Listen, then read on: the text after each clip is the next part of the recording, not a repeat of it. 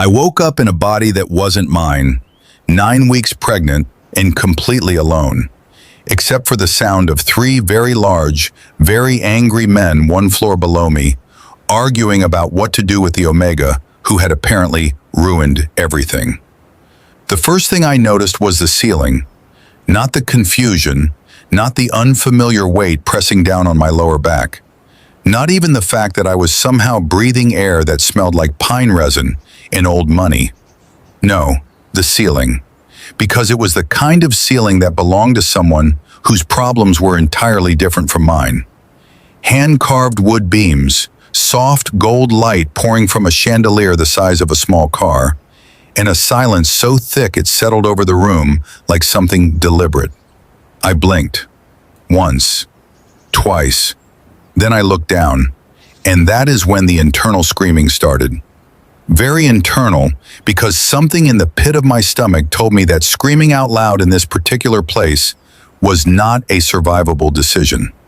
I was pregnant, not metaphorically, not in that I ate too much at Thanksgiving way. Visibly, undeniably, somebody has some serious explaining to do pregnant. The kind of stomach that walked into rooms ahead of the rest of you and expected an introduction. I pressed both hands flat against it, felt the soft curve, the warmth, the impossible, terrifying reality of something alive and small and completely dependent moving just beneath the surface. "Okay," I said out loud, to no one in particular. My voice came out low and unfamiliar, rougher than I expected, with a rasp that sounded like someone who had not spoken in several days. "Okay, that is absolutely a situation." "Right. Think, Eli. Think." Last thing I remembered was my apartment in Chicago. 3rd floor walk-up, radiator that only worked when it felt emotionally ready, and a half-eaten bowl of ramen going cold beside me while I burned through the final chapter of a BL Omegaverse novel at 2 in the morning. The kind with ruthless alphas and a sharp-tongued Omega and a plotline so stupidly addictive I had read the entire thing in one sitting and felt no shame about it. Then my power strip sparked. The ceiling fan decided that was the moment to resign from its position, and then nothing. And now this. I turned my head slowly and cataloged the room the way a man does when he has no other choice but to be calm about something insane. The bed beneath me was enormous, draped in dark gray linen that probably cost more than 6 months of my rent back home. The walls were warm paneled wood, the furniture minimal and deliberately expensive, and through a set of floor-to-ceiling windows I could see mountains. Real mountains, snow-capped, silent, deeply unhelpful mountains. Colorado. I was almost certain this was Colorado. I sat up carefully because apparently that was the correct protocol when you woke up pregnant in a stranger's body, and the room tilted exactly once before settling. The body cooperated. That was something. I could work with cooperative. On the nightstand, a glass of water sat untouched beside a small frame photograph lying face down. That detail snagged at me. Photographs left face down in someone's bedroom meant anger, grief, or a combination of both that nobody had gotten around to resolving yet. I reached for it without thinking. The moment my fingers made contact with the frame, the world split open sideways. It was not a vision exactly.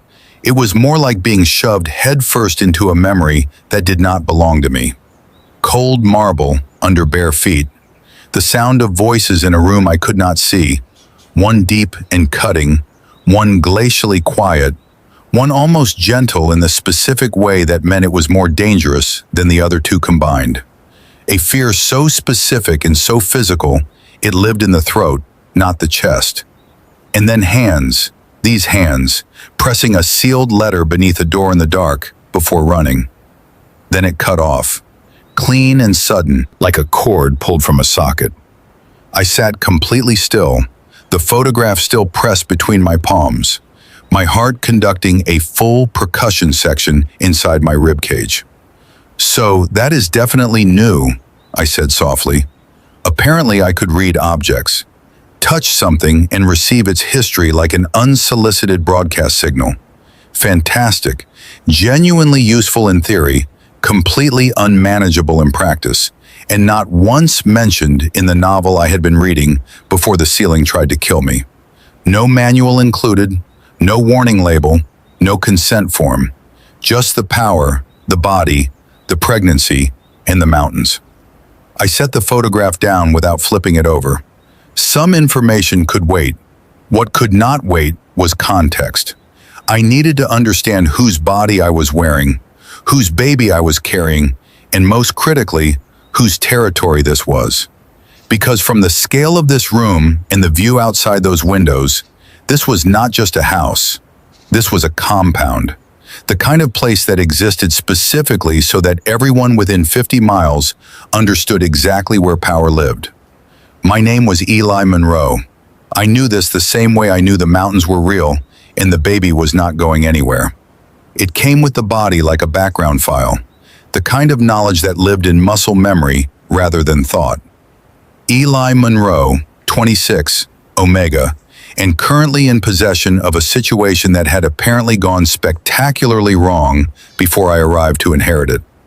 I pushed to my feet, tested my balance, and walked to the window.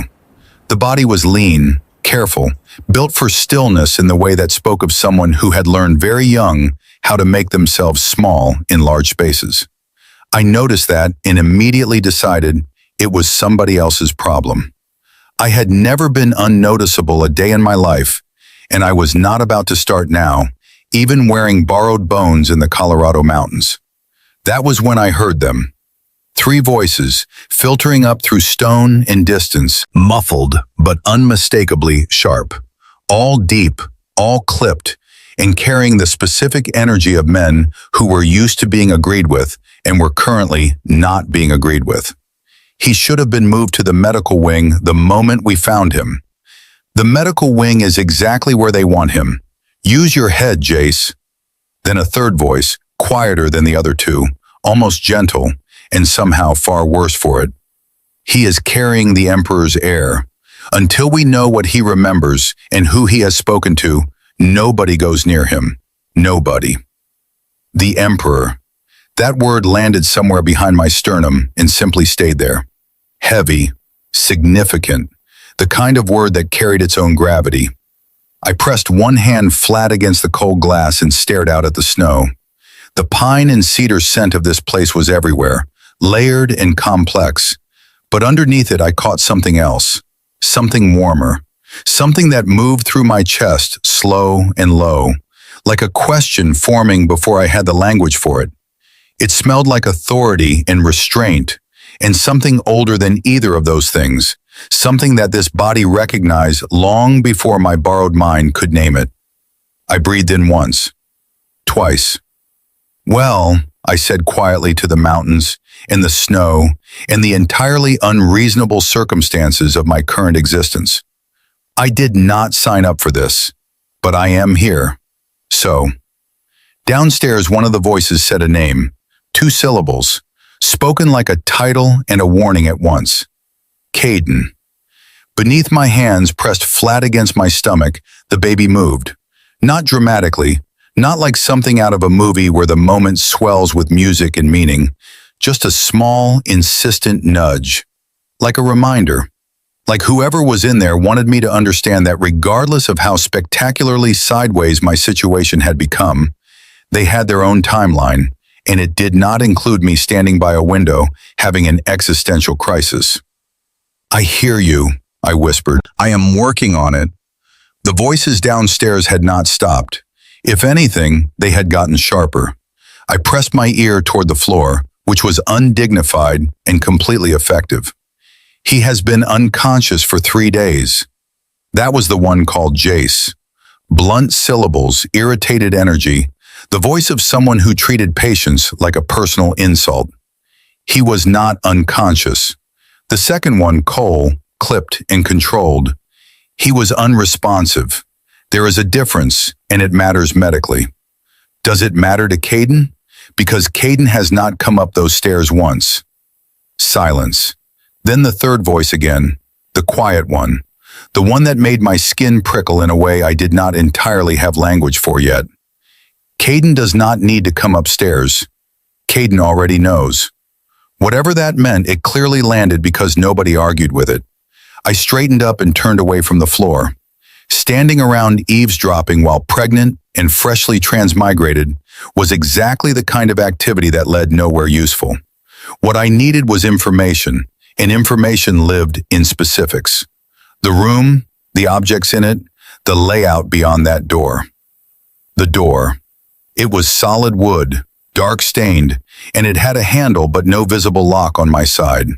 That was either considerate or strategic. Probably both. I walked to it, pressed my palm flat against the surface, and immediately received the memory of someone slamming it from the outside, hard enough to leave a ghost of impact in the grain. Anger. Recent. And underneath that, something older. Something sad in the specific way of people who had made choices they could not take back. I pulled my hand off the door. Helpful, I muttered. Deeply helpful. Thank you. I opened it. The hallway beyond was wide and dim, lit by recessed lighting set low in the walls, the kind of illumination that prioritized atmosphere over function. Stone floor, dark runner carpet, and the kind of quiet that meant the house was large enough to absorb noise rather than carry it. And the scent hit me like a physical thing. I stopped moving entirely. It was not one scent. It was three, layered and distinct, and somehow weaving together into something that made my chest pull in a direction my brain had not consented to. Cedar and something cold like high-altitude air, that was the first. Clean iron and controlled heat, that was the second. And the third was the one that stopped my breath completely, because it was warm and dark and wood smoke deep, and it hit the back of my throat like a name I had been trying to remember. The body knew that scent. I did not, but Eli did. Whatever remained of the original Eli in these bones recognized that particular alpha the way a compass needle finds north. Not eagerly, not happily. The way something trained into you by years of proximity and longing and complicated history does not ask permission before it responds. Absolutely not, I said quietly, to the body and the bond and the warm, dark scent currently dismantling my composure in a hallway I did not even know the layout of yet. We are going to table that. I moved forward. The staircase opened at the end of the hallway, wide and curved, the kind of architectural choice that announced whoever descended it. I went down slowly, one hand on the railing, cataloging what I could see. Exposed beams. A great room below, large enough to echo. A fireplace that was currently doing its job with quiet, steady commitment. Bookshelves that lined an entire wall and appeared to actually be used, which told me something. 3 men stood near the fireplace, and I stopped on the 4th step from the bottom because the only alternative was to walk directly into all 3 of them, and I needed approximately 2 seconds to collect myself first. The one closest to the stairs was tall and sharp-featured, dark hair cut close, jaw set. He was professionally annoyed and had been for some time. He turned first, and his eyes landed on me with the specific expression of a man whose day had just gotten significantly more complicated. "He is up," Jay said, to the room rather than to me, as if I was an event rather than a person. "I can see that," said the second one. Cole, I was almost certain. Slightly broader, quieter in his stance, with the kind of watchful stillness that made you feel like you were already being analyzed before you had finished arriving. "You should be in bed." "I should be in Chicago," I said pleasantly. "We are all dealing with disappointments this morning." Cole blinked. Jace's expression shifted fractionally into something that was not quite amusement, but was in the same neighborhood. The third one did not say anything. He was standing by the window. His back was partially turned, one hand resting on the frame, and I could tell from the set of his shoulders that he had known I was there before I reached the bottom step. Maybe before I reached the hallway. He was the tallest of the 3, built like someone who moved through the world with the assumption that it would adjust for him. and the dark warmth of his scent was even stronger down here, wrapping around the room like it belonged there. He turned. Caden Ashford looked at me with gray eyes so pale they were almost silver, steady and unreadable. And for exactly 3 seconds the room had no sound in it at all. Then he said, very quietly, "Sit down before you fall down." My spine straightened by pure reflex.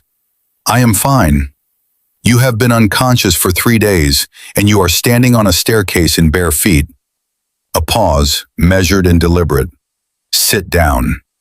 The warmth of his scent pressed against me again, slow and insistent, and the body wanted to obey in a way I found genuinely offensive. I sat down on the step.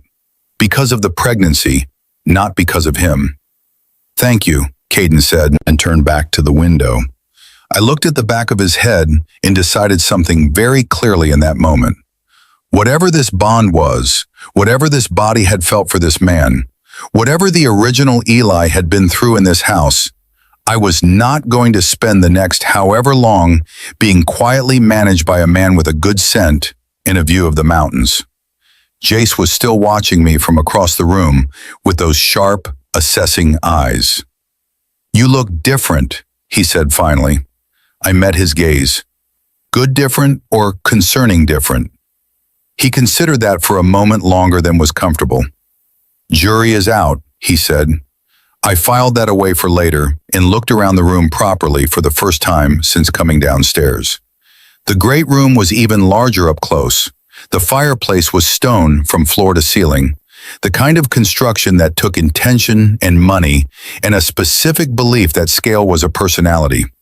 The bookshelves along the far wall held everything from what looked like legal texts to field manuals to a small, suspicious collection of what I was almost certain were first editions.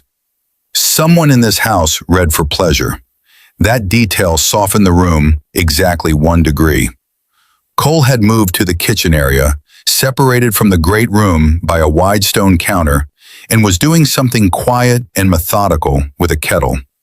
He moved like someone who managed stress by converting it into function. Useful, organized, probably the one who kept things running when everyone else was busy being dramatic. Jace dropped into an armchair like he owned it, which he probably did in the way that men like him owned any space they occupied for more than 5 minutes. His eyes had not left me. Caden had not moved from the window. "Is someone going to explain what is happening?" I said. "Or are we doing the atmospheric silence thing for a while longer?" Cole glanced up from the kettle. "You need to eat first." "I need information first." "You need to eat," he repeated, with the tone of someone who had made this argument before and was prepared to make it again indefinitely. "You have not had anything in 3 days. The baby needs nutrients regardless of what you need." That was genuinely hard to argue with. I hated that it was genuinely hard to argue with. "Fine," I said, "but I am eating and being informed simultaneously. I can multitask." Something moved at the corner of Jace's mouth. Not a smile exactly, more like the possibility of one that he immediately put back where it came from. Caden finally turned from the window. He crossed the room toward me, and I resisted the very specific urge to straighten up further, because I was already sitting perfectly upright on a staircase step, and there was no dignified way to retreat from that position.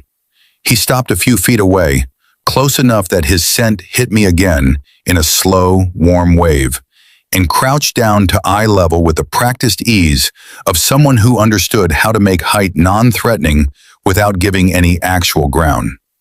Up close, he was more complicated than the window silhouette had suggested.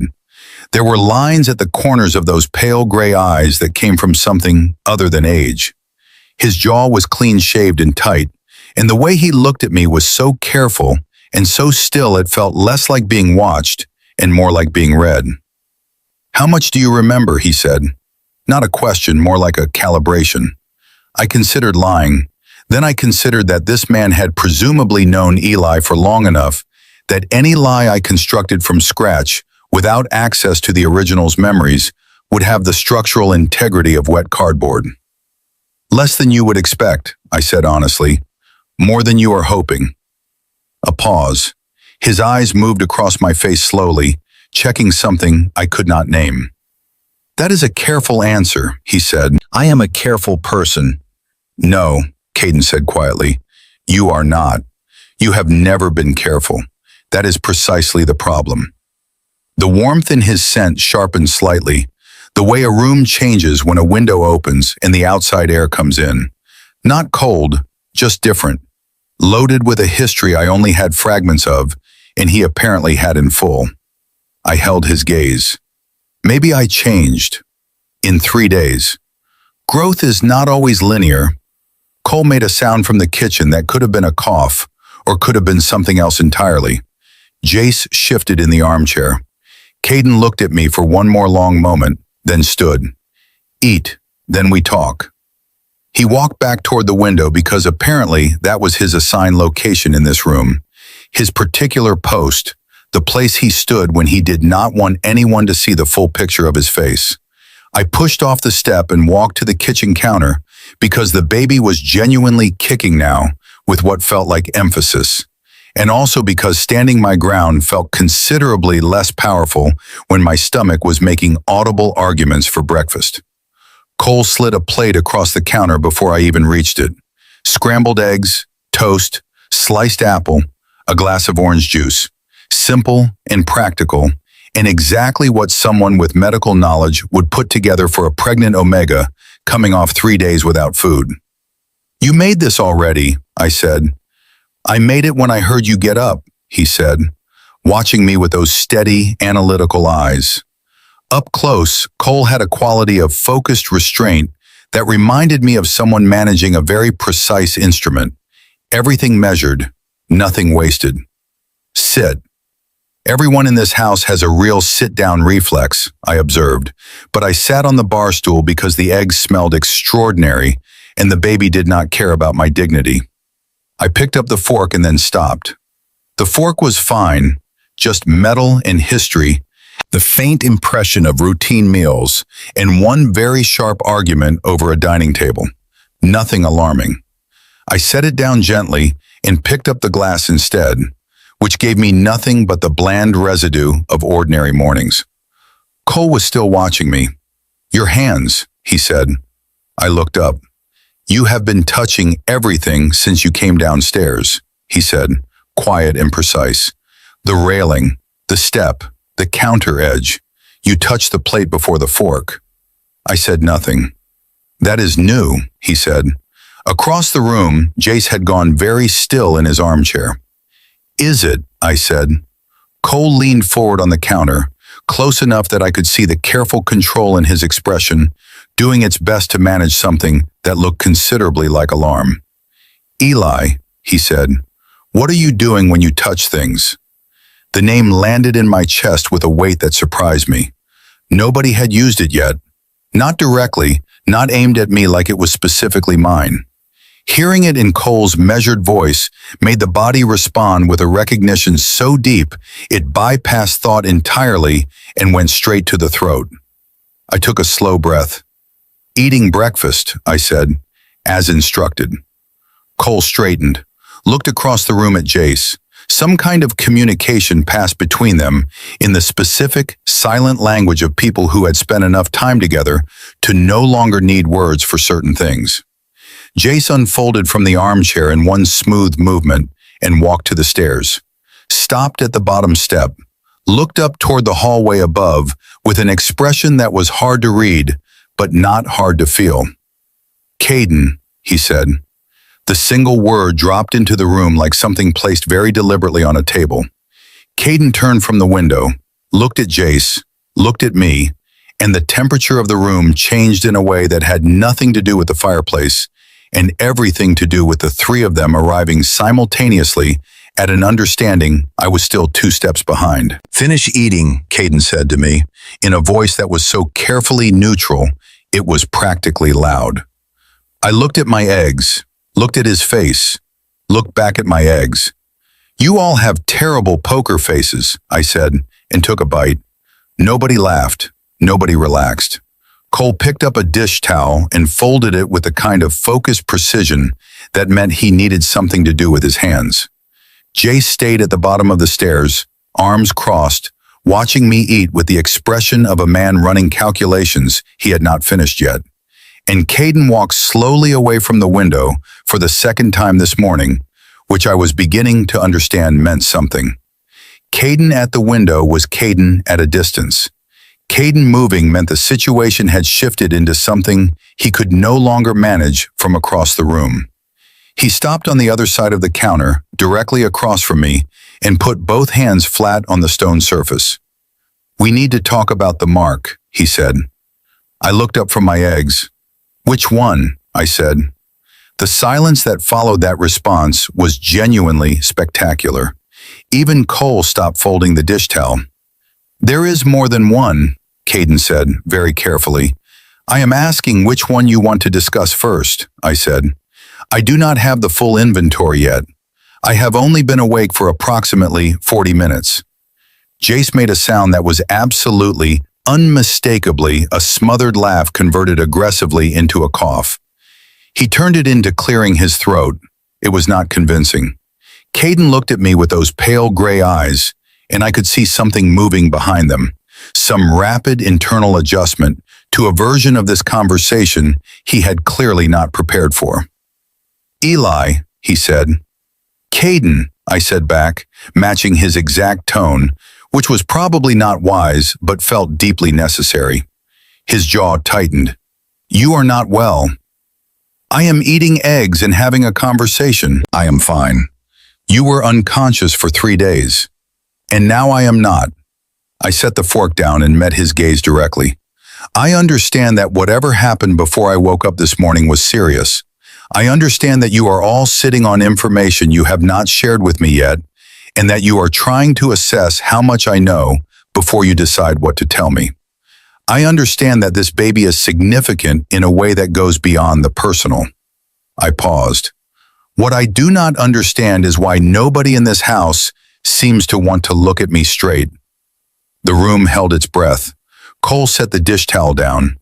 Jace uncrossed his arms. Caden was the still point at the center of all of it, and for one long moment the only sound was the fireplace doing its quiet, indifferent work. "The mark on your left shoulder," Caden said finally, "is mine." I absorbed that. "And the one on the right?" Jace said from behind me, his voice stripped of its usual sharpness, just flat and honest and slightly raw. "That one is mine." I turned to look at him. He met my eyes without flinching, which cost him something. I could see it cost him something. "Anne," Cole said quietly, "the one at the base of your neck." I reached back instinctively, felt the raised edge of scar tissue at the nape of my neck, faint but present, warm under my fingertips. "3," I said. "3," Caden confirmed. I turned back to the counter and picked up my orange juice and drank approximately half of it in one go, because this felt like the correct response to being informed that I was carrying the heir to an emperor's pack and had been marked by all 3 of the men currently in this room. "Right," I said. "So this is a whole situation." "That is one way to describe it," Cole said. "Are there other ways?" "Several," he said, "none of them simpler." I put the glass down and pressed my fingers briefly against the counter edge. The stone gave me back the impression of dozens of mornings, meals, arguments, one moment of a forehead pressed against the cool surface in what felt like exhaustion. And underneath all of it, a longing so quiet and so constant, it had practically become part of the architecture. That longing lived in this body's hands, in the way it apparently reached for familiar surfaces when it was scared. I pulled my fingers back. "Someone tried to break the bond," I said. It came out before I fully decided to say it, pulled up from the object memory without my full permission. Before I lost consciousness, someone in this house used something, some kind of suppressant or chemical blocker, and they did not ask permission first. The quality of the silence changed completely. Caden's hands on the counter went very still. "Who told you that?" Jace said, and his voice had lost every trace of the almost amusement from earlier. "Nobody told me," I said. "I read it." "You read it," Cole repeated. "The counter," I said simply. Objects hold impressions, history. I touch something and I receive what it has held. I looked at all three of them in turn. So I am going to ask this once, and I would appreciate a straight answer. Which one of you did it? The fire crackled. Outside, the wind moved through the pines with a sound like slow breathing. Caden straightened up from the counter. Something had shifted in his face. Something that had been controlled and deliberate a moment ago, now pressed against the surface of his expression like a hand against glass. Nobody in this house did it, he said. Then someone who had access to this house, I said. Eli. That is not a denial, Caden. His jaw worked. It is complicated. Most things worth explaining are, I said. Try anyway. He looked at me for a long moment with those silver-gray eyes and the firelight moving across his face, and I watched him arrive at a decision I could not predict yet.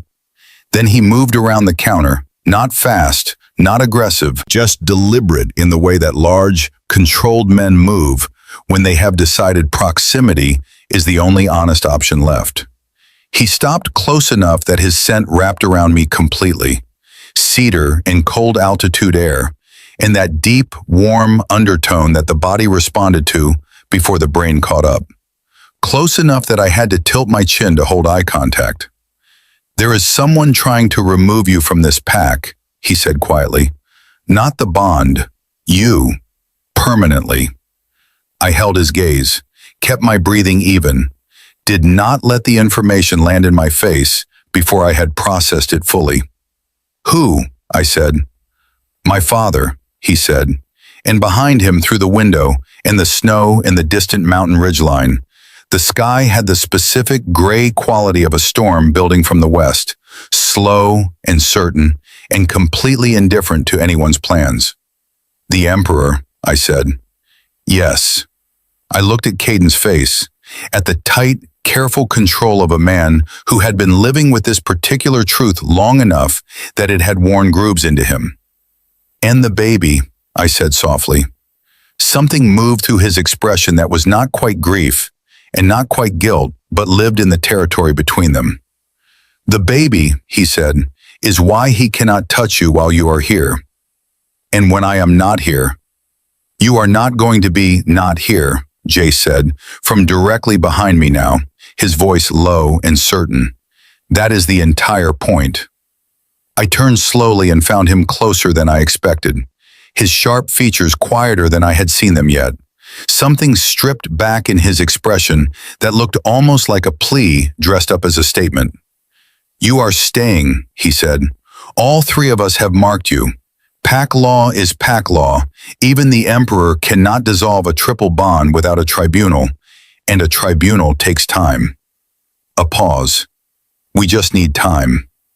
I looked at Jace, looked at Cole, who had come to stand at the edge of the counter with his arms loose at his sides and his eyes holding the specific, steady warmth of someone who had already made their decision and was waiting for the rest of the room to catch up. Then I looked at Caden. You should have told me, I said.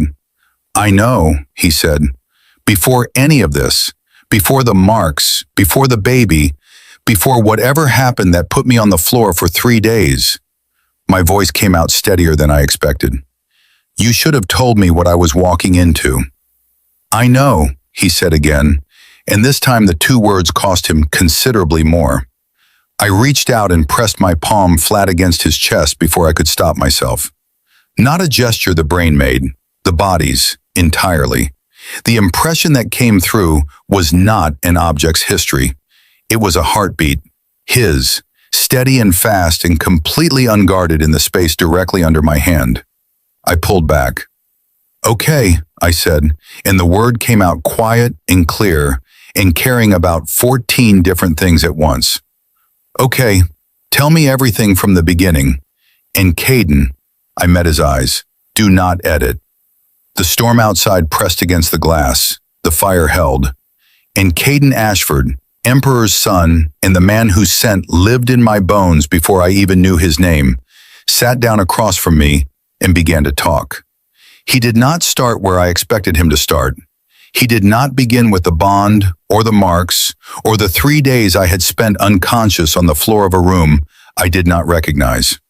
He started 6 months ago, in a voice that was level and quiet, and occasionally paused in the way of someone choosing their words with the kind of care that meant the wrong ones could detonate something. The story went like this.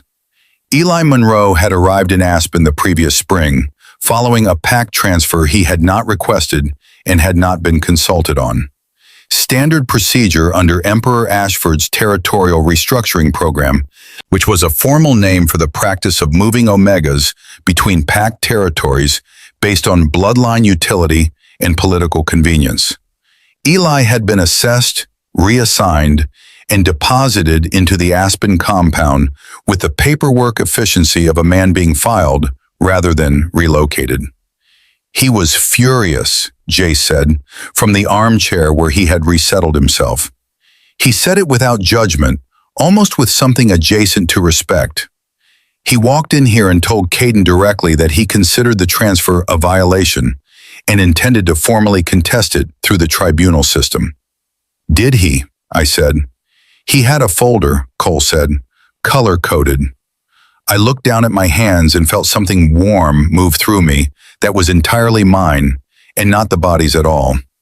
Good for you, original Eli, genuinely.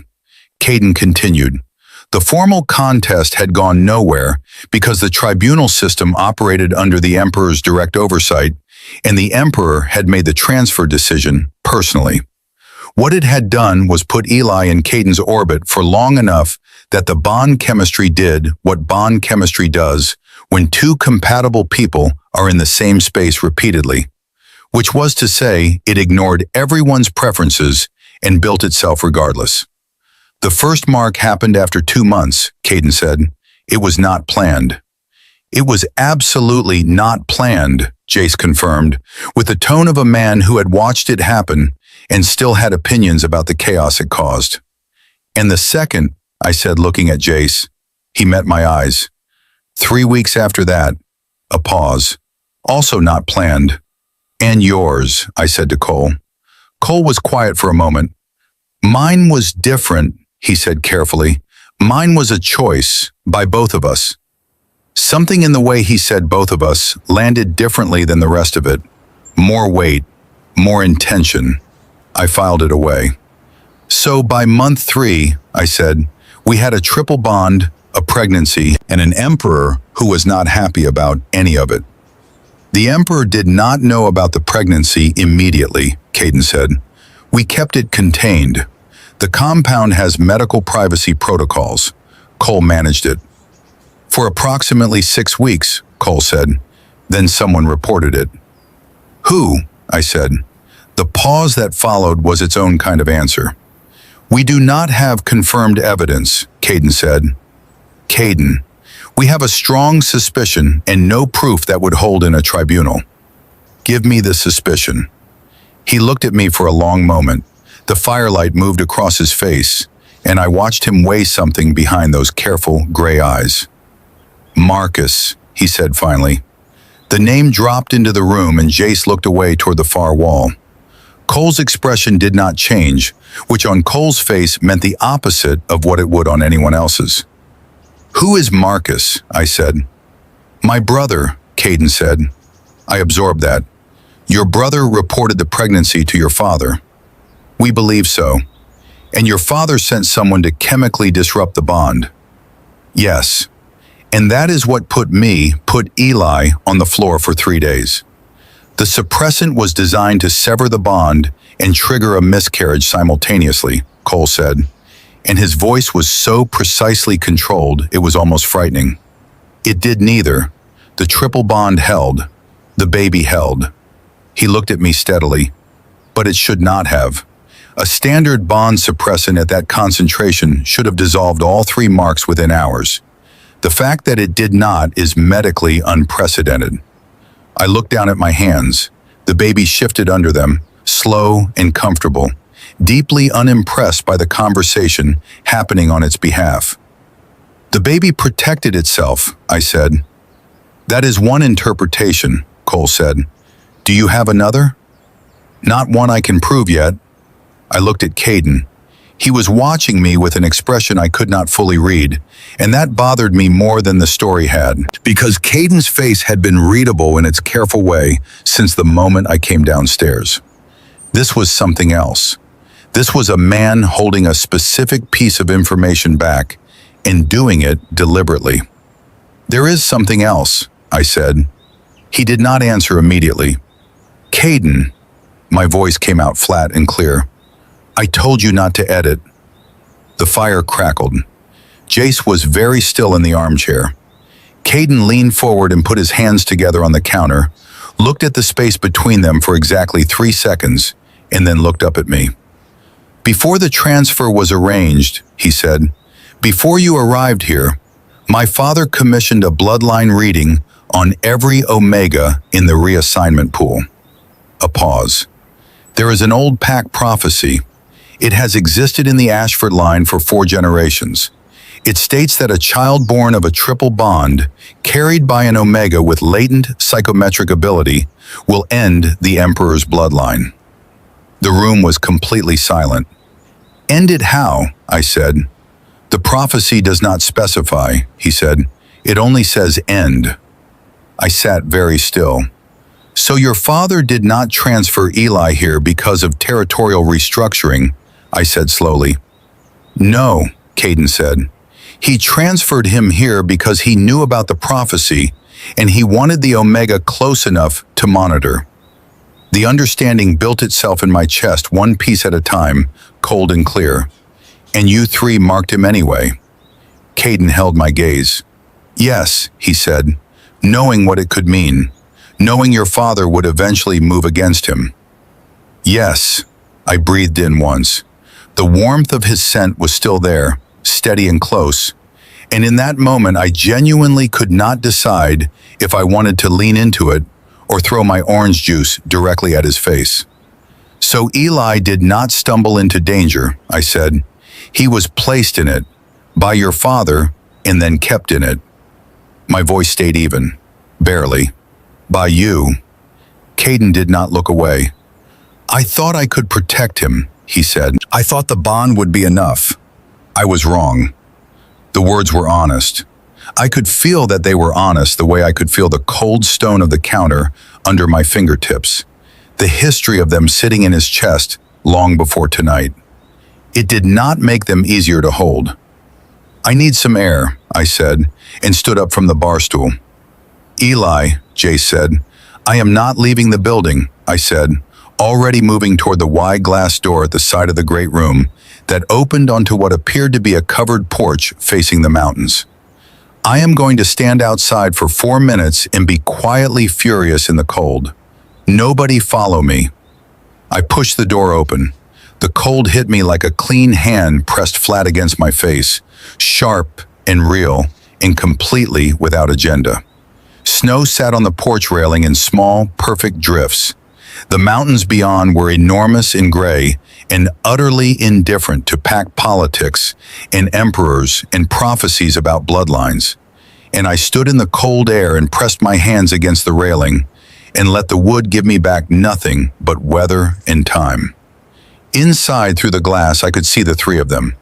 Caden had not moved. Jace was looking at the floor.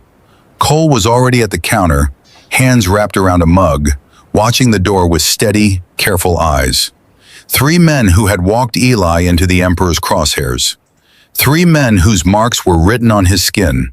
3 men who, from the specific weight of the silence they were sitting in right now, understood exactly what they had done. I pressed my forehead against the cold glass of the door and let out a long, slow breath that fogged in the mountain air. "You absolute disasters," I said softly, to no one, to all of them, to the situation entire. The baby moved. And under my hands, through the glass, Caden's heartbeat pressed back. I stayed on that porch longer than 4 minutes. Nobody came after me, which meant they had actually listened, which meant they were smarter than their collective decision-making history suggested. The cold worked its way through the thin fabric of what I was wearing, a large Henley that belonged to someone in that house and was not mine, and I let it. Sometimes discomfort is the most honest thing in a room. The mountains did not offer solutions. They offered scale, which is a different thing entirely, and occasionally more useful. Standing in front of something that enormous and that indifferent had a way of reorganizing your priorities without your permission. The emperor wanted this baby gone. 3 men had marked this body without fully protecting it. A prophecy was running quietly underneath all of it, like a river nobody had mapped yet. And I was here, in this body, in this situation, in these borrowed bones with this superpower I had not asked for, in these 3 heartbeats I could feel at the edges of my awareness, like lights left on in rooms I had not entered yet. I was here, and I was going to have to do something about all of it. I pushed off the railing and went back inside. The warmth of the great room hit me first, then the scent, then the specific quality of silence that meant the 3 of them had been talking about me in low voices and had stopped approximately 2 seconds before I opened the door.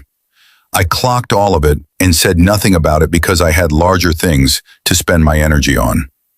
Cole was at the kitchen counter with a second mug already prepared and slid it toward me the moment I reached him.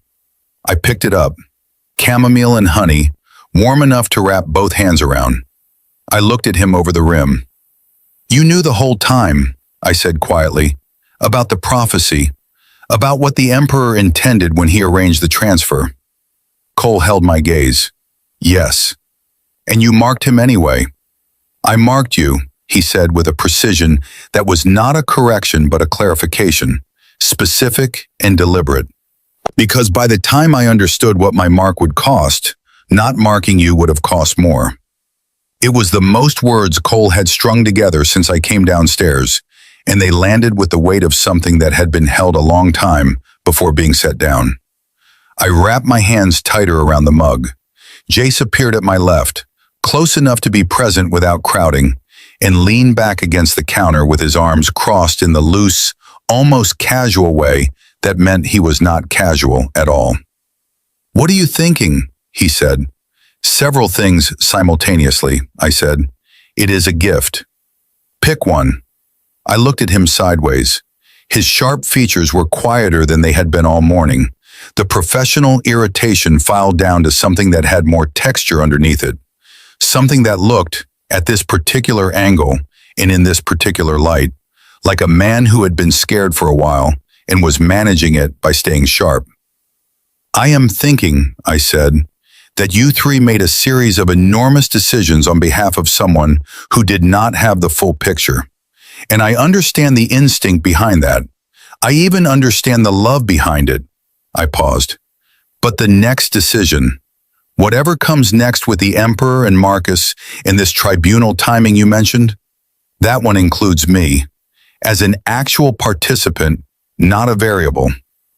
Jace was quiet for a moment. "You sound different," he said. "You keep saying that, because it keeps being true." He studied me with those dark, calculating eyes. Eli, before 3 days ago, would have argued that point, would have made it loud and sharp and with considerably more profanity. "Maybe I evolved," I said. "Maybe," he said, and his voice had something in it I could not name yet. Caden had not spoken since I came back inside. He was seated now at the far end of the counter, forearms on the stone, and he was watching me with the specific attention of a man who had been watching this situation for 6 months and had just realized the map he was using was wrong. I carried my mug to the armchair nearest the fire and sat down carefully because the baby had settled into a position that was putting gentle but pointed pressure on my lower back, and standing indefinitely was no longer an option my body was offering. Caden moved. Not fast, not toward me exactly. He picked up his own mug from the counter and walked to the chair across from mine and sat down, and the firelight settled between us like something third in the room. For a moment, neither of us said anything. The fire was warm, and the storm outside had begun to make itself known against the windows. A low, steady pressure of wind coming down off the mountain. The kind of weather that made the inside of a house feel deliberately chosen rather than accidental. "I want to show you something," Caden said. He reached into the inside pocket of his jacket and set something on the low table between us. A photograph, face up this time. Small, edges worn soft from handling. I leaned forward. 3 men and an Omega, standing on the porch outside. The same porch I had just been standing on. Summer light, the mountains green behind them. Jace had his arm around the Omega's shoulders, with the ease of long familiarity. Cole stood close on the other side, not touching but oriented entirely toward him the way a satellite orients toward its fixed point. And Caden was on the Omega's left, not touching either, looking not at the camera but at the face beside him, with an expression so unguarded it looked almost unfamiliar on those carefully controlled features. The Omega in the photograph was laughing at something, head tilted back slightly, completely unself-conscious, the kind of laugh that meant someone had said exactly the right thing at exactly the right moment. I looked at that face for a long time. It was my face. This body's face. But the expression on it was something I had not yet worn in this borrowed life because I had not yet had reason to. Pure, uncomplicated joy. "He was happy here," I said softly. "He was," Caden said. "For a while he was." I set the photograph down and pressed my fingertips to its edge and received from it exactly what I expected. Warmth. Ease. The specific happiness of an afternoon that felt permanent while it was happening. And underneath it, running like a quiet current, the constant background awareness of 3 other heartbeats that had become as natural as breathing. Then the current shifted. A memory inside the memory. Eli's hands shaking as he touched this same photograph in the dark, alone, after something had been said or done that had cracked the warmth through. Pressing it to his chest like he was trying to hold the summer inside it against something cold. I pulled my hand back. "Something happened," I said, "before the suppressant, before he lost consciousness. Something happened between him and one of you." Caden's jaw tightened. "Not now," he said quietly. "Caden." "Eli." His voice dropped lower and the warmth in his scent shifted, pressed forward gently, not commanding but present in a way that moved through my chest, slow and unavoidable. "There are things I need to tell you that I am not ready to tell you yet. Not because I am protecting myself, because once I say them, they will change the way you look at everything in this room." He held my gaze. "Give me until tonight." I wanted to push. The part of me that ran on instinct and irritation and the genuine belief that information withheld was a power imbalance wanted to push hard. But there was something in his face, not manipulation, not strategy, just a man sitting in firelight with his hands wrapped around a mug and his expression doing the specific thing faces do when someone is trying to find the courage for something they cannot take back. "Tonight," I said, "not 1 hour past tonight." Something released in his shoulders, barely visible, but there. "Okay," he said. We sat in the firelight for a moment that stretched longer than it should have, and shorter than the body wanted it to. Outside, the storm pressed steadily against the glass. Inside, the house was warm and full of complicated history and 3 heartbeats I could feel at the edges of mine, like harmonics. Then Jace dropped onto the couch beside the armchair, close enough that his knee was almost touching mine, and tilted his head back against the cushion and looked at the ceiling. "For what it is worth," he said to the ceiling beams, "I am glad you are awake."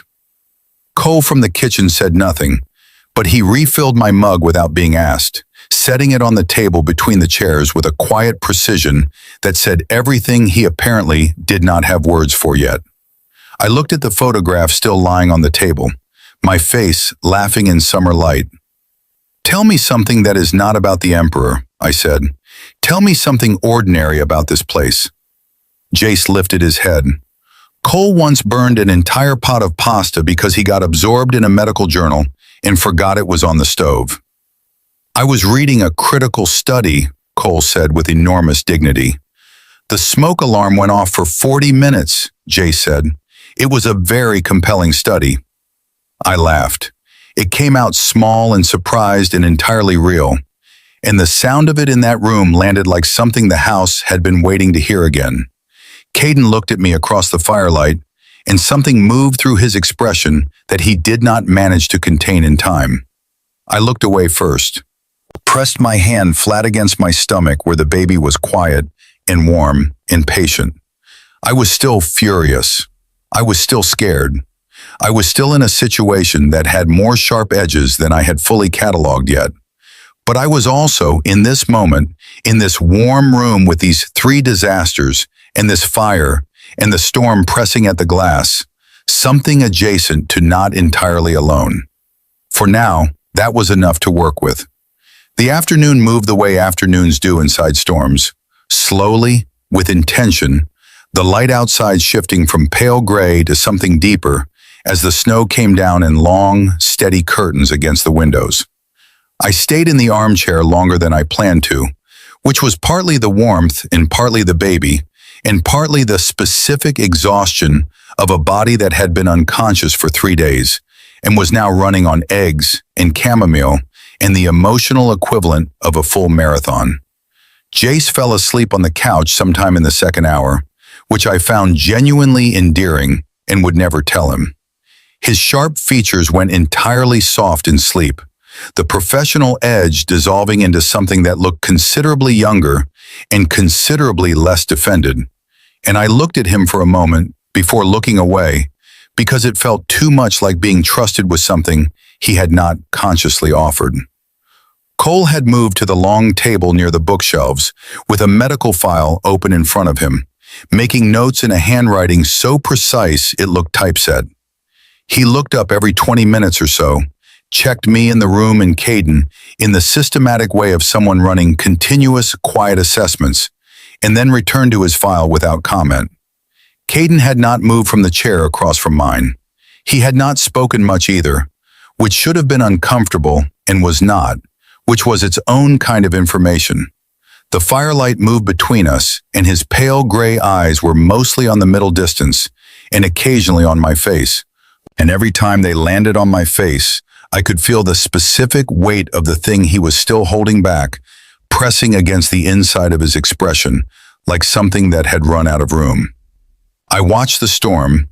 I thought about prophecies and bloodlines, and the particular cruelty of a world that looked at a child not yet born and called it a threat. I thought about original Eli, color-coded folder in hand, walking into this house furious and completely unaware of how thoroughly the architecture of the next 6 months would rearrange him. I thought about the photograph, that laugh, that specific, unself-conscious joy. The fire settled lower. Cole stood and added 2 more logs without being asked, the way he did everything, quietly and before it became necessary. And then Caden said, "It is tonight." I looked at him. He was sitting forward now, elbows on his knees, hands loosely linked together, and his expression had the quality of a man who had rehearsed something many times and had just decided to abandon the rehearsal entirely. "Tell me," I said. He held my gaze for one long breath. "I arranged the transfer," he said. The fire made a small sound. Outside, the snow continued its indifferent work. "Say that again," I said. "The territorial restructuring program was real," he said. "My father runs it. He has run it for years, and the transfers happen. But the decision to include you specifically in this rotation, to send you to this compound, to this territory," his jaw moved. "That was mine.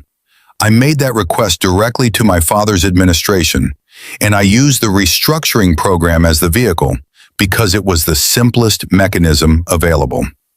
I did not say anything. The warmth of his scent was still in the room, still steady, and I hated that it was still steady because it made it harder to hold what I was hearing in its correct shape. "You knew about the prophecy before I arrived," I said. "Yes. And you knew about the psychometric bloodline marker." There is a historical record in the Ashford archives. It describes the Omega in the prophecy with specific characteristics: bloodline origin, secondary gender, latent ability. He paused. You match the description exactly. So you pulled me out of my life, I said very carefully, and put me in your house because I fit the profile of a prophecy. Initially, he said.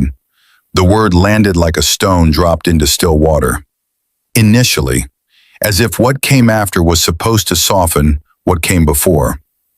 Initially, I repeated. Eli, you moved a person, I said, and my voice had gone very quiet, which was considerably more dangerous than loud. You took someone's autonomy and their location and their entire established life, and you repositioned them like a piece on a board because they matched a description in an old document. I needed to understand if the prophecy was real, he said. I needed to know if my father knew and if he would move against it, and I needed the Omega in question close enough to protect if he did. And the marks, I said, the bond. A pause, weighted and specific. The bond was not planned, he said. I have told you that, and it is true. What I felt for Eli was not part of any strategy. It built without my permission, and I did not stop it because by the time I understood what was happening, I did not want to. But he did not know, I said. When he found out, Caden's hands tightened against each other.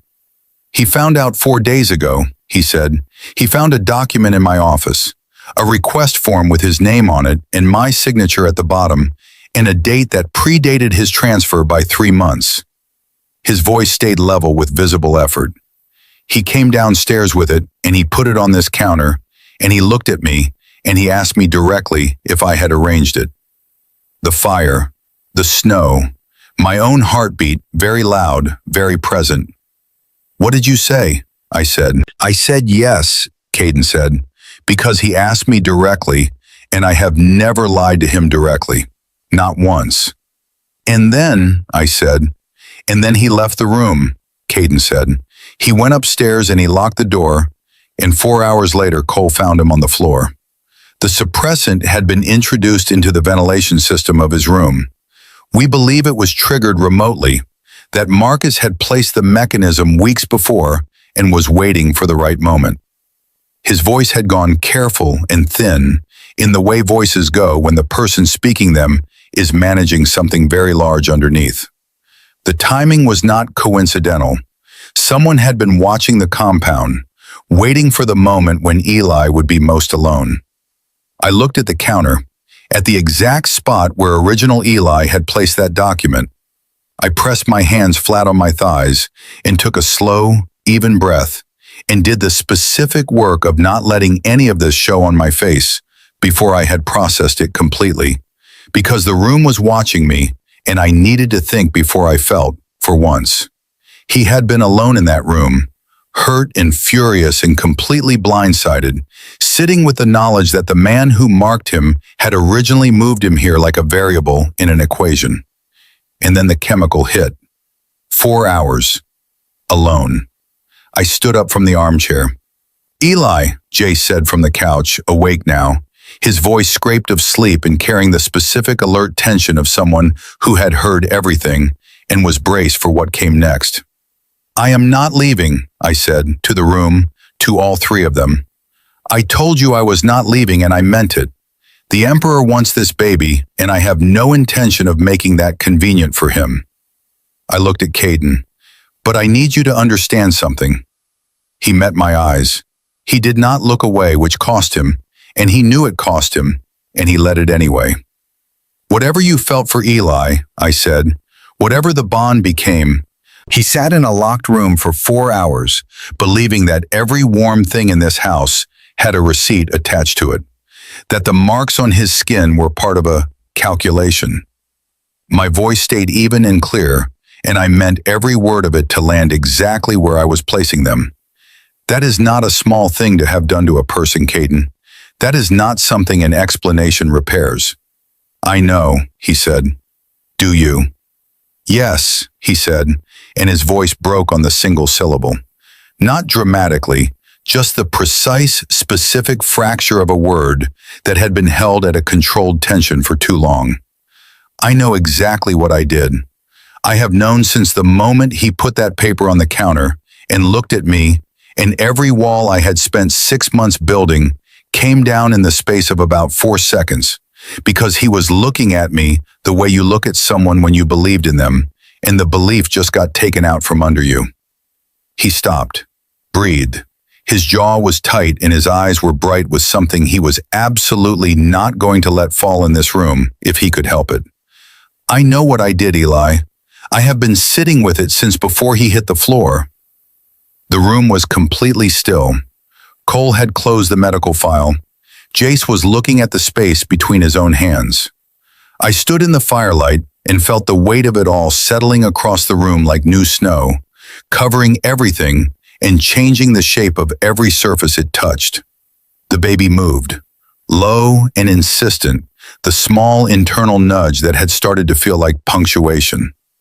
"The document," I said finally. "The one he found. Where is it now?" Caden reached into his jacket again, set it on the table beside the photograph. I looked at it without touching it. My name, this body's name, on the third line. His signature at the bottom, dated 3 months before the transfer. Formal and clean and utterly damning in the specific way that paperwork always is. "I am not forgiving you tonight," I said. "I am not asking you to," he said. "Good." I picked up my mug. It was cold. I drank the rest of it anyway because it gave my hands something to do. "What I am asking is what we do next. The Emperor knows the suppressant failed. Marcus knows it failed. That means the next move is already in motion, and it is probably not going to be subtle." Something shifted in Caden's posture. The grief was still there, but it moved back, made room, and what came forward in its place was the thing underneath all of that careful control. Not coldness, focus. "The tribunal," he said. "A triple bond cannot be dissolved without a formal hearing. My father knows that, but a tribunal requires a seated panel, and the Aspen territory has 3 independent adjudicators who do not answer to the Emperor directly." "You want to file before he moves," I said. "I want to file tonight," he said. "Before morning, before he sends someone else." "And Marcus," I said. The name dropped into the room with all its weight. Jace looked up. Cole's eyes moved to Caden, and Caden looked at me with an expression that was tired in a very specific way, the way of someone who had loved a person and watched that person make choices that could not be taken back. "Marcus," he said quietly, "is going to be the hardest part of all of this. Because he is your brother," I said. "Because," Caden said, "Marcus is also bonded to someone my father does not know about. And the moment we file that tribunal claim, my father is going to look for leverage. And Marcus's bond is the most obvious target available." I looked at him. "You are trying to protect him," I said. "Even now, even after what he did." Caden said nothing. And somehow that silence was the most honest thing he had said all day. I set the empty mug down, pressed my palms flat against the table, felt the wood give me back the history of 100 hard conversations and a few that had ended well, and straightened up. "Then we protect him too," I said. "While we file, we protect Marcus's bond and we file the tribunal claim, and we do not give the Emperor a single clean angle to work with." I looked around the room at all 3 of them. "But I am making the decisions from here, not as a variable, not as a piece on a board, as the Omega carrying the air of this pack, with 3 bonds and a superpower and a deeply limited tolerance for being managed." A pause. "Are we clear?" Jace looked at Cole. Cole looked at Caden. Caden looked at me for a long moment with the firelight between us and the storm at the glass and the document still lying on the table. "Clear," he said. And outside, through the snow and the dark, the lights of a car moved slowly up the mountain road toward the compound gate. All 3 of them saw it at exactly the same moment. The room shifted entirely. That is not the tribunal adjudicator, Cole said very quietly. No, Caden said, already rising. It is not. The headlights moved with the specific patience of someone who already knew the gate code.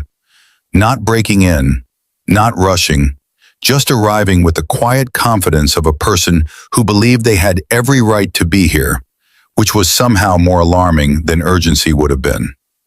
Jace was on his feet before the car reached the second curve of the road, moving to the window with the fluid efficiency of someone whose body operated on a different protocol when the situation escalated. The easy slouch was entirely gone. What replaced it was something precise and very still and considerably more dangerous. Cole had already closed the distance to the door panel on the east wall and was pulling up the security feed on a recessed screen I had not noticed before, fingers moving with practiced calm. 2 vehicles, he said. The second one was running dark, no headlights.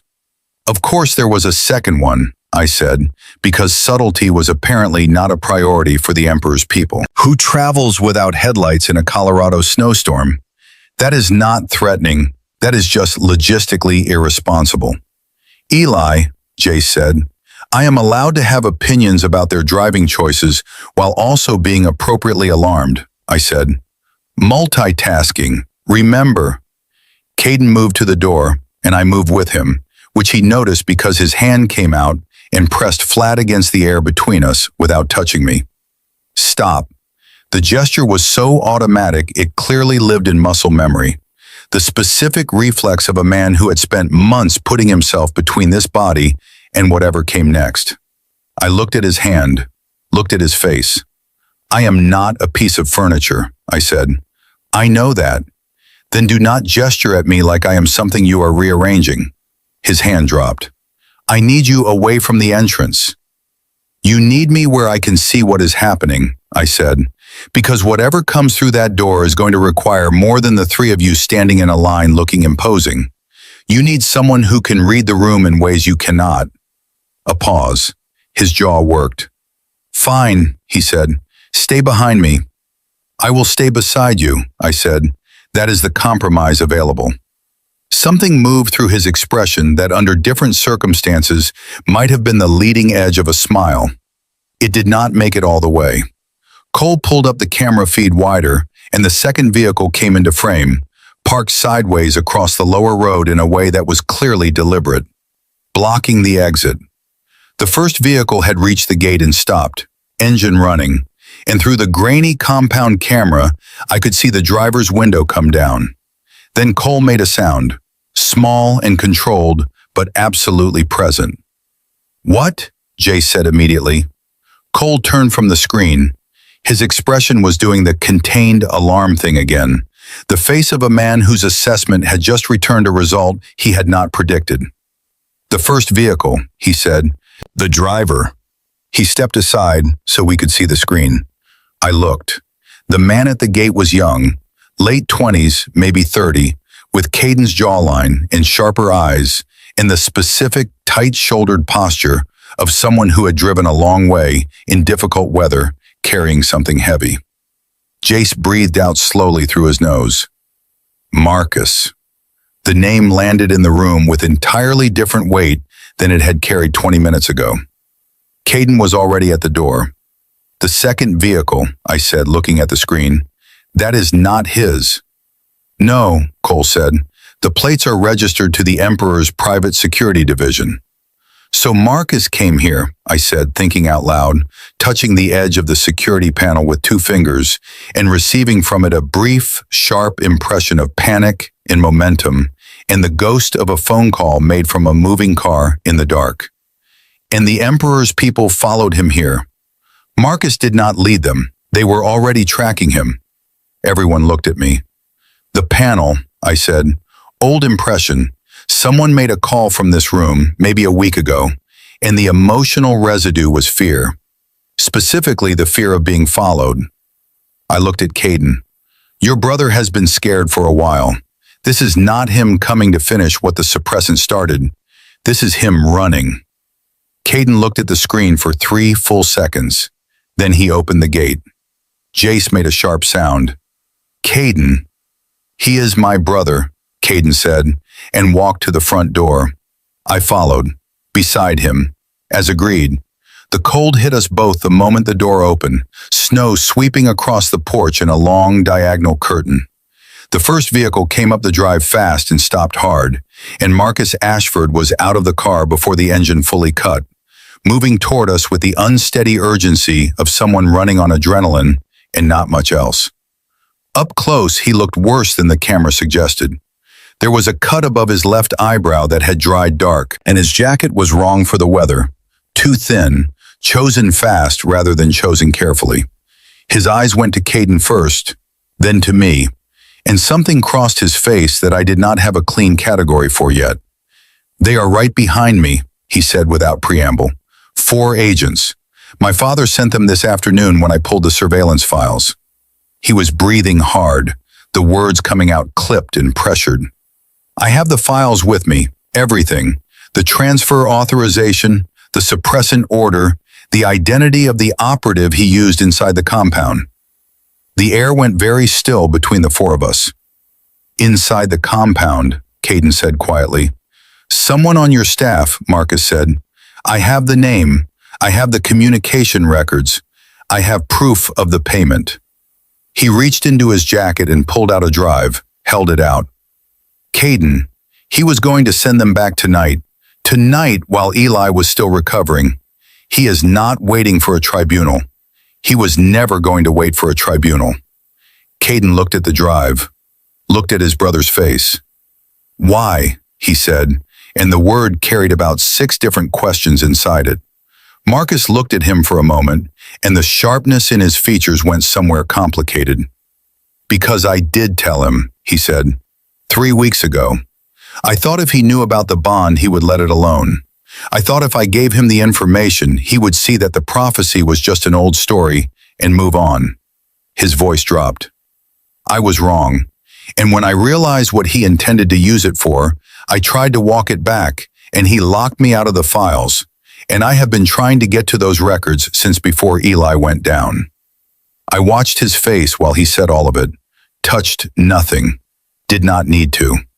The body language was its own text, and it read as exhausted and genuine, and carrying the specific guilt of someone who had made a terrible error in very good faith and had been living inside the consequences of it ever since. "Your bond," I said. Marcus looked at me sharply, the first direct look he had given me. "Caden told me," I said simply, "that you have one, that the Emperor does not know." A muscle worked in his jaw. "His name is Ryan," he said after a moment. "He is in Denver. My father will use him the second he has a reason to, and filing a tribunal claim gives him a reason." He looked back at Caden. "I came here because I want to testify, for the tribunal. I have the documentation to support an external review that goes above the Emperor's panel oversight. Federal PAC law, not territory law. If we file federally tonight, the Emperor loses jurisdictional authority entirely." The silence that followed that was enormous and very specific. "Federal filing," Jace said slowly from the doorway. "That is a 48-hour process minimum. We do not have 48 hours if his people are at the bottom of the road."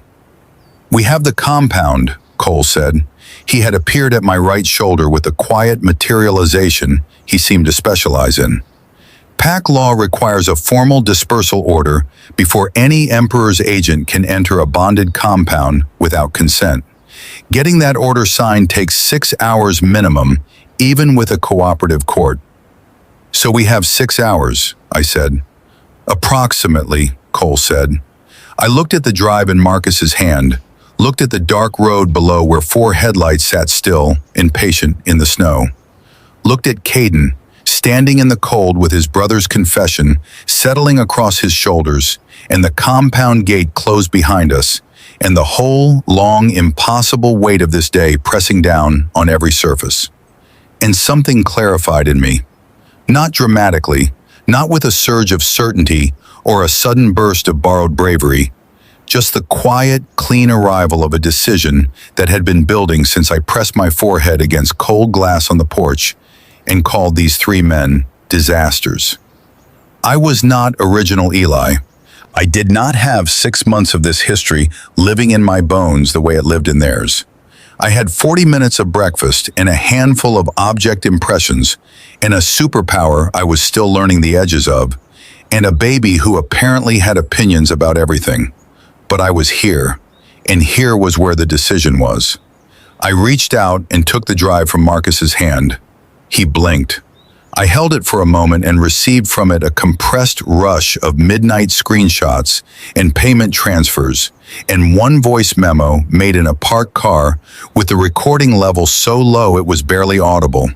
A man saying a name into the dark with a specific, careful enunciation of someone making sure the record was clean. The name of the operative inside the compound. I looked up at Cole. "You have a staff file on everyone in this compound," I said. "Yes," he said. "Pull the file on your head of facilities," I said. "Cross-reference the payment dates on this drive against his banking records if you have access." I held Cole's gaze. "You will find a match." Cole took the drive from me with steady hands and went inside without another word. Marcus was staring at me. "How did you?" he started. "Psychometry," I said. "It is new.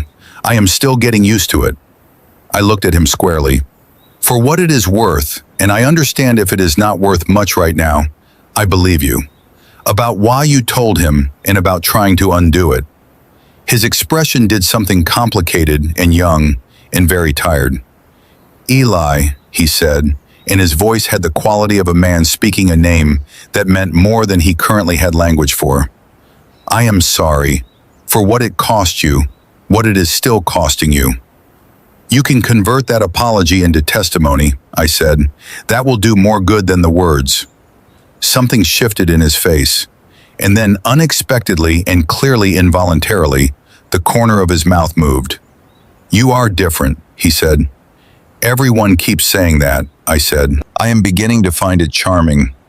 Caden made a sound beside me, low and brief and startled out of him before he could catch it. I looked at him.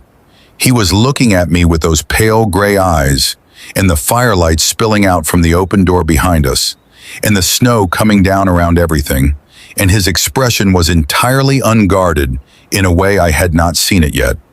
Not grief, not guilt, not the careful, controlled management of a man who had been carrying too many things for too long.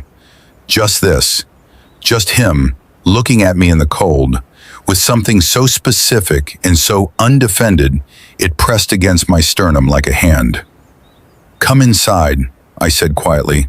"We have 6 hours and a federal filing and a staff member to identify, and your brother's person in Denver to protect." I held his gaze. "And I am cold." He reached out, his hand wrapped around mine, warm and deliberate and asking nothing. Just present, and the impression that came through was not an object's history. It was a heartbeat, the same one I had felt through the glass on the porch, except now there was no glass between us, and it was steadier than before. Steadier because I was holding it. I did not pull away. We went inside. The warmth of the great room closed around us like something deliberate, and for a moment the entire compound felt smaller and more specific than it had all day. Not cramped, just contained. The kind of space that knew it was holding something important and had adjusted its atmosphere accordingly. Marcus came in behind us and Jace closed the door, and the sound of the storm outside became background, present, but no longer the loudest thing in the room. Cole was already at the long table with his laptop open and the drive plugged in, moving through files with the focused efficiency of a man who had been waiting for exactly this kind of concrete task since the moment things became complicated, which, based on everything I now understood, had been approximately 6 months ago and counting. "Cross-referencing now," he said without looking up. "Give me 8 minutes." "You said you could find it," I said. "I said 8 minutes," he said. "I will find it in 6. Jace looked at me. "He is going to find it in 6. "I know," I said. "That was not a challenge. That was appreciation." Cole's mouth moved. Not quite a smile. Close enough. I settled onto the couch this time instead of the armchair, because the armchair had been a place for sitting and processing, and I was done processing. Processing was finished. What came next required a different kind of posture, something that said present and decided and not going anywhere, and the couch delivered that adequately. Marcus stood near the bookshelf, jacket still on, the cut above his eyebrow doing its quiet damage. He had the look of a man who had arrived at the destination of a very long journey and had not yet convinced his body that the running was over. "Sit down," I said to him. "You are making the room anxious." He looked at me with Caden's eyes and a sharper face. "You are very different from the last time I was here." "So I have been told," I said. "Sit down anyway." He sat, slowly with the careful movement of someone whose ribs were probably more unhappy than he was admitting. I noted that and filed it for Cole's attention in approximately 7 minutes. Caden stood at the edge of the room, not at the window this time. That was different. He was positioned between the door and the table, between Marcus and the exit, between all of us and whatever was parked at the bottom of the road, and the posture of it was so instinctively protective, I felt it land somewhere in my chest before I could redirect it. "The operative," I said to the room. "When Cole confirms the name, what is the protocol?" "We document and include it in the federal filing as evidence of internal compound breach," Jace said. He had moved to the far counter and was on his phone, moving through what looked like a contacts list with focused intention. Federal PAC law has specific provisions for compound security violations. It elevates the filing priority and strips the Emperor of the ability to appoint his own investigator. "And Ryan," I said, looking at Marcus, "your person in Denver, how quickly can he be moved?" Marcus looked up. Something cautious and careful moved through his expression. "You would help with that." "I would help with that," I said. "Caden mentioned that the Emperor would use him as leverage the moment we filed. So we move him before we file. Remove the leverage before they know it is gone." Marcus was quiet for a long moment. The cut above his brow had started to seep again at the edge, and he either had not noticed or had decided not to address it yet, which was the kind of thing people did when they were managing too many things simultaneously. "He is at our apartment," Marcus said. "He does not know how bad it has gotten. I did not want to scare him." "Call him," I said. "Right now. Tell him to pack a bag and get in a cab to the PAC safe house nearest his location. Cole will have the address." "Safe House 4 in the Denver Metro," Cole said, without looking up from the laptop. "Address is in the secure directory under emergency relocation." Marcus pulled out his phone, looked at it, looked at me. "Why are you helping me?" he said, not accusatory, genuinely asking, with the specific bewilderment of someone who understood that he did not deserve the help and could not reconcile why it was being offered anyway. I looked at him steadily. "Because the Emperor wins if we spend the next 6 hours making this complicated for each other," I said, "and also because you drove through a Colorado snowstorm with a head wound and a drive full of evidence to try to fix something you broke, and that counts for something." He held my gaze for one more second. Then he called Ryan. I listened to one side of the conversation without trying to hear it, which is a skill that mostly involves looking at the fire and letting the words become ambient. The quality of Marcus's voice changed the moment someone picked up on the other end. Everything stripped back, the sharp Ashford edges going soft in the specific way that happened when people spoke to the people they loved when they were scared and trying not to sound it. I looked away and gave him the privacy of not watching it. Jace had found his contact and was on his own call now, low-voiced and precise, and from the fragments I caught it was someone in the Federal PAC Law Division, a name he knew well enough to call directly at this hour, which meant the relationship predated tonight by enough time to matter. The storm continued its patient work outside, and then Cole said, "Found it." Everyone in the room oriented toward him. "Head of facilities," he said. "Payment deposits matching 6 of the 7 transfer dates on the drive.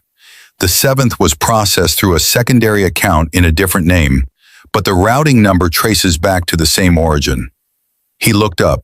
His expression was controlled and flat, and very cold in the way of someone whose trust had just been confirmed as having been violated. I hired him 14 months ago. Full background check. Clean record. The Emperor's people are patient, Caden said quietly.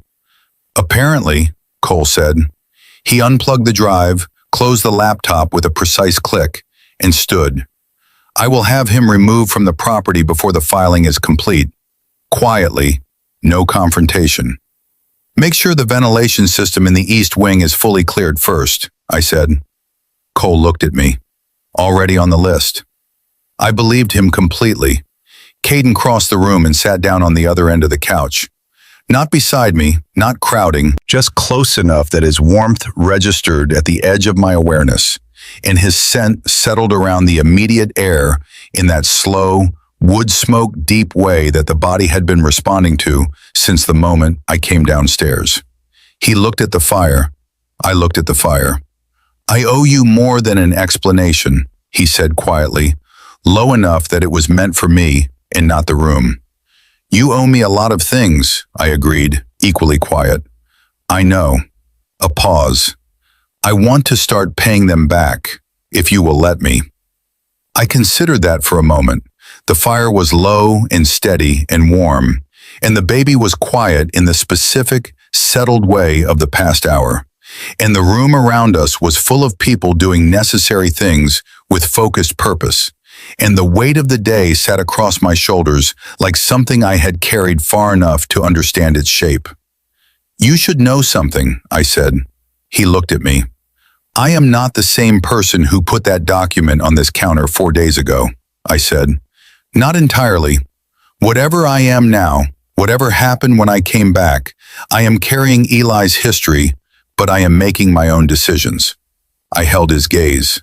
So this, whatever this is going to be, starts from here. Not from before. Not from 6 months of something I was not present for. From tonight. Caden looked at me for a long moment. The firelight moved across his face, and his pale gray eyes were very clear and very present, and for once, entirely without calculation. From tonight, he said. Yes. I can do that, he said, and then, after a breath, I want to do that. I nodded once, turned back to the fire, and then his hand found mine on the cushion between us. Not a grip, just a placement, warm and deliberate, and asking nothing except to be there. I looked down at our hands, felt his heartbeat come through, slow and steady and completely unguarded. I turned my hand over and let my fingers close around his. Across the room, Jace looked up from his call, saw our hands, and looked away immediately with a specific expression of a man who was delighted and intended to be absolutely insufferable about it later. Cole did not look up from his work at all, but the corner of his mouth moved. Marcus ended his call and exhaled a breath so long and so deep it seemed to carry several months inside it. Ryan is going, he said. He is packing now. Good, I said. Marcus looked at his brother, at our hands. Something moved through his face that was complicated and tired, and underneath all of that, quietly relieved. Federal filing is going in, Jace said, lowering his phone. My contact is processing it as priority 1. Jurisdictional transfer to Federal PAC Law Authority will be confirmed within the hour. He set the phone down and looked at the room. The Emperor loses authority over this compound the moment that confirmation lands.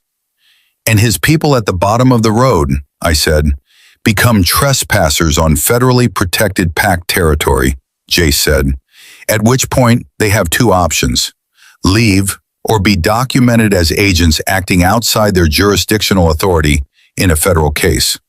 A pause. They will leave.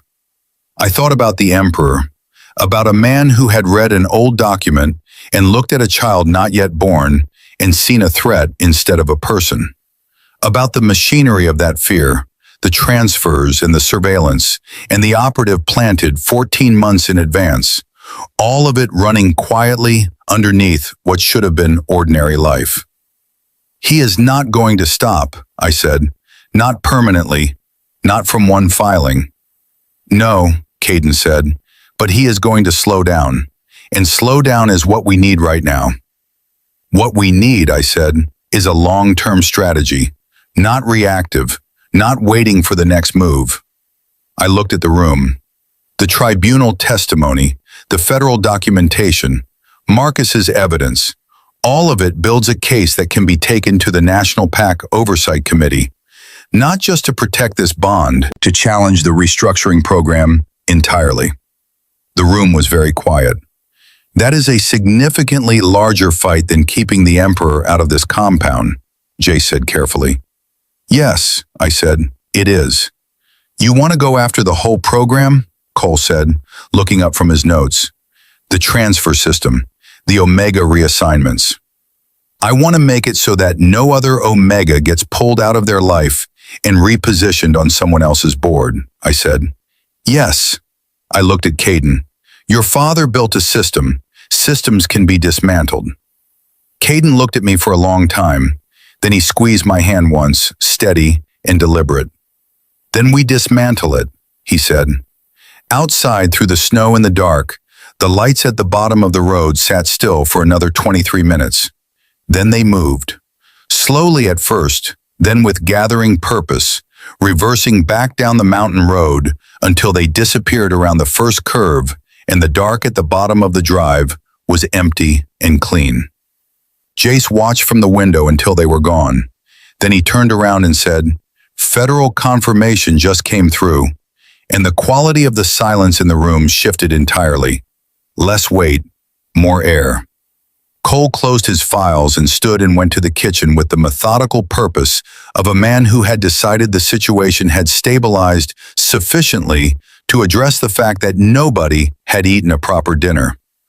Marcus fell asleep in the armchair within 15 minutes, head tilted back, the cut above his brow finally cleaned and covered with a bandage Cole had produced from somewhere without comment. He slept with his phone held loosely in his hand, a text from Ryan visible on the screen. 2 words, "I am safe." Jace sprawled on the couch with his feet up and his eyes on the ceiling, doing what I was beginning to understand was his version of decompression, which looked like stillness but generated an enormous amount of restless, recalibrating energy. I stayed beside Caden, not because I had forgiven everything, not because the document on the table had dissolved itself, or the 6 months of it had rearranged into something clean, but because from tonight was a real thing I had said, and I meant it. And tonight had begun to feel, cautiously and with significant conditions attached, like the beginning of something rather than the wreckage of something. The fire was low. Cole brought food to the table, simple and warm, and we ate in the specific, comfortable silence of people who had been through enough together in a single day that words had temporarily become optional. At some point, Jay said, entirely out of nowhere, "You threatened the Emperor's head of security with a superpower you have had for approximately 6 hours. "I did not threaten anyone," I said. "I provided information." "You told Cole to pull the facilities file with the specific confidence of someone who had already run the investigation." "I had the drive in my hands for 4 seconds," I said. "It was efficient." "It was," Jay said, with a grin that arrived fully formed and made no apology for itself. "It was genuinely very efficient." Cole looked up from his plate. "For what it is worth," he said in that measured, precise voice that somehow always landed with more weight than volume, "I am glad you are here." He said it simply, no architecture around it, no qualification, no careful management of the delivery, just the words, straight and clean, with his steady dark eyes on mine. I held his gaze for a moment. "Thank you, Cole," I said. He nodded once and returned to his food. Beside me, Caden was warm and quiet and present, his shoulder close enough to mine that I could feel the heat of him through the fabric between us, and his heartbeat was steady under the hand I still had loosely linked with his. The baby moved. Not the pointed, emphatic nudge of earlier, not the punctuation kick. Something slower. Something that felt, if I was going to assign an emotion to the movement of a child not yet born, like settling, like recognition, like someone very small saying, "I know where I am," and deciding it was acceptable. I pressed my free hand against my stomach and felt it. That small, warm, impossible life, sitting in the complicated middle of a prophecy and a pact bond and a story that was still very much in progress. "Hey," I said softly, just to them, "I have got you." The movement slowed, stilled. The warmth of it remained. Caden looked down at my hand on my stomach and then up at my face, and the expression he was wearing was so open and so undefended, it almost did not fit the room, almost did not fit the man I had spent the day watching manage everything from a careful distance. "Can I?" he said and stopped. Tried again. "Would it be all right if I?" He gestured very slightly toward my hand. I took his hand and placed it flat against my stomach beside mine. He went completely still. The baby moved again, one small, precise nudge directly under his palm, and something crossed Caden Ashford's face that had no category and needed none. Not grief, not guilt, not the careful architecture of a man who controlled everything he touched. Just this, pure and unmanaged and entirely real. His breath came out slow and unsteady. "Hi," he said very quietly, "to the baby, to the beginning of the thing between us, to whatever tonight had built from the rubble of the day." Across the room, the fire held its warmth. The storm outside had softened to something gentler, the snow falling in slow, unhurried curtains against the dark. The mountains were invisible in the night, but present, the way things are when they are large enough to be felt rather than seen.